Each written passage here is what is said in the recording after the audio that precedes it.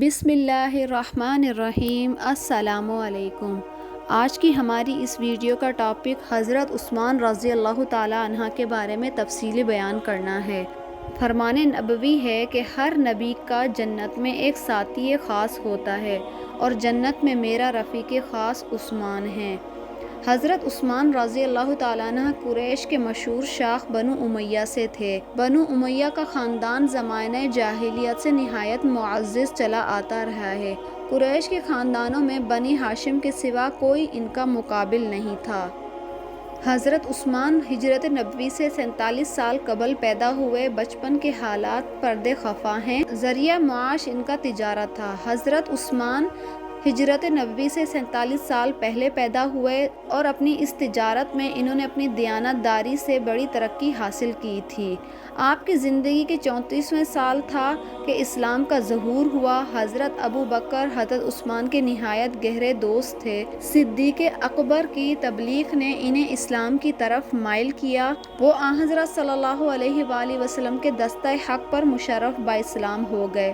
حضور صلی اللہ علیہ وآلہ وسلم نے اپنی منجلی صاحبزادی حضرت رقیہ کا عقد ان کے ساتھ کر دیا۔ حضرت عثمان کا خاندان یعنی بنو امیہ اسلام اور مسلمانوں کا سخت دشمن تھا۔ ان کا غصہ غریب مسلمانوں پر ٹوٹتا تھا۔ خود حضرت عثمان کے چچا اسلام کے بڑے دشمنوں میں سے تھے۔ انہوں نے اسلام کے جرم میں بھتیجے کو باندھ کر مارا۔ تمام اعضاء نے منہ موڑ لیا۔ کچھ دن تک حضرت عثمان ان کی زیادتیوں کو برداشت کرتے رہے۔ پھر ہجرت کے بعد اپنی اہلیہ حضرت رقیہ کو لے کر حبشہ چلے گئے اور ہجرت اولیٰ میں اولیت کا شرف حاصل کیا۔ چند سال کے بعد قریش کے اسلام قبول کرنے کی غلط خبر پا کر مکہ واپس آئے اور ان کے باقی ساتھی تو پھر حبشہ لوٹ گئے مگر یہ مکہ معظمہ میں مقیم ہو گئے۔ پھر چند دنوں کے بعد ہجرت کر کے مدینے چلے گئے۔ حضرت عثمان کا قبول اسلام۔ حضرت عثمان بن عفان رضی اللہ تعالیٰ عنہ قبولیت اسلام کا واقعہ بیان کرتے ہوئے فرماتے ہیں کہ میں اپنی خالہ عروہ بنت عبد المطلب کے پاس ان کی بیمار پرسی کے لیے گیا۔ ابھی میں ان کے پاس موجود ہی تھا کہ حضور صلی اللہ علیہ وسلم وہاں تشریف لے آئے اور ان دنوں حضور صلی اللہ علیہ وسلم کی نبوت کا تذکرہ تھوڑا بہت ہو چکا تھا۔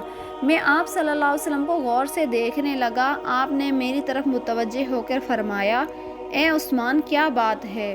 میں نے عرض کیا، میں اس بات پہ حیران ہوں کہ آپ کا ہمارے ہاں بڑا مرتبہ ہے، پھر آپ کے بارے میں ایسی باتیں کہی جا رہی ہیں۔ اس کے بعد حضور صلی اللہ علیہ وسلم نے فرمایا، لا الہ الا اللہ، اللہ گواہ ہے، اور میں یہ سب سن کر کانپ گیا۔ آپ صلی اللہ علیہ وسلم نے کچھ آیت مبارکہ بھی تلاوت فرمائیں۔ پھر حضور صلی اللہ علیہ وسلم کھڑے ہوئے اور باہر تشریف لے گئے۔ میں بھی آپ کے پیچھے چل دیا اور آپ کی خدمت میں حاضر ہو کر مسلمان ہو گیا۔ عثمان رضی اللہ تعالیٰ عنہ سے فرشتے بھی حیا کرتے تھے۔ ایک مرتبہ نبی پاک صلی اللہ علیہ وسلم اپنے گھر میں تشریف فرماتے، حضرت عائشہ رضی اللہ تعالیٰ عنہ آپ کے پیچھے بیٹھی ہوئی تھیں۔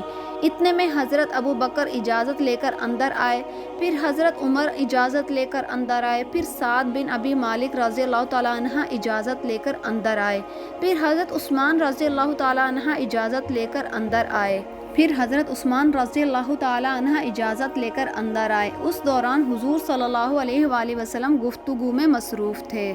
آپ کی پنڈلیاں کھلی ہوئی تھیں۔ باقی حضرات کے آنے پر تو حضور صلی اللہ علیہ وآلہ وسلم ایسے ہی رہے، لیکن جب حضرت عثمان رضی اللہ تعالیٰ عنہ کے آنے پر حضور صلی اللہ علیہ وآلہ وسلم نے اپنی ٹانگوں پر کپڑا ڈال دیا اور اپنی زوجہ محترمہ سے حضرت عائشہ سے فرمایا، ذرا پیچھے ہٹ کر بیٹھ جاؤ۔ یہ حضرات حضور صلی اللہ علیہ وسلم سے کچھ دیر بات کر کے چلے گئے۔ حضرت عائشہ نے عرض کیا، یا نبی اللہ، میرے والد اور دوسرے صحابہ اندر آئے تو آپ نے تو نہ پنڈلیوں پر کپڑا ڈالا اور نہ ہی مجھے پیچھے ہونے کا کہا، اس کی کیا وجہ ہے؟ حضور صلی اللہ علیہ وآلہ وسلم نے فرمایا، کیا میں اس آدمی سے حیا نہ کروں جس سے فرشتے حیا کرتے ہیں؟ قسم ہے اس ذات کی جس کے قبضہ قدرت میں میری جان ہے، فرشتے عثمان سے ایسے حیا کرتے ہیں جیسے اللہ رسول صلی اللہ علیہ وسلم سے کرتا ہے۔ اگر وہ اندر آتے تو تم میرے پاس بیٹھی ہوتی تو نہ وہ بات کر سکتے اور نہ وہ واپس جانے تک سر اٹھا سکتے۔ یہ واقعہ پردہ کے حکم نازل ہونے سے پہلے کا تھا۔ سبحان اللہ۔